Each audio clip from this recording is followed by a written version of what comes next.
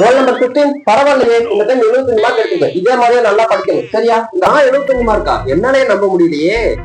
படிக்கவே இல்லைன்னு சொல்லி 75 மார்க் வாங்கிட்டீல. நீ வேற ஏன்டா, நான் விடியெல்லாம் படிக்கல, நான் படிச்ச 4 கொஸ்டின் வந்துருந்துச்சு, அது எழுதிருந்தா 75 மார்க் போட்டுக்காரு. நடிக்காதடா. இன்னைக்கு 75, நாளைக்கு 85, அடுத்து சென்டர் போடுவேன், அடுத்து கிளாஸ் லீடராக நான் பேசவே இல்லைன்னா கூட போர்ட்ல என் பேர் எழுதிட்டு சாப்பிட்டு என்ன அடிவாங்க வைப்பேன்.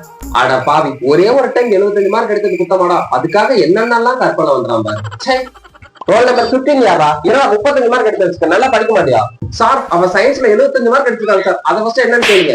எது 75 மார்க்கா? ஏண்டா அந்த சப்ஜெக்ட்ல நல்லா படிக்க தெரியுது, இது படிக்க தெரியாதா சார்? உங்க சப்ஜெக்ட்ல நான் மார்க் எடுக்கலைங்கிறது பிரச்சனையா, இல்ல அந்த சப்ஜெக்ட்ல நான் 75 மார்க் எடுத்துட்டேங்கிறது உங்க பிரச்சனையா? என்ன 75 மார்க் எடுக்கிறேன்னு எதிர்த்து பேசுறியா? நான் எப்ப சார் எதிர்த்து பேசுறேன்? நாளை இருந்து உனக்கு டெய்லி டெஸ்ட். நீ 75 மார்க் எடுக்கிற வரைக்கும் நீ டெய்லி ஈவினிங் உனக்கு ஸ்பெஷல் கிளாஸ் இருக்கலாம். இப்படி எல்லாம் நடக்கும் தெரிஞ்சிருந்தா அந்த 4 கொஸ்டின் எழுதாம அதுலயே ஃபெயிலா போயிருந்திருப்பேன். என்ன நல்லா கொடுமை வந்துறாங்க பாருங்க.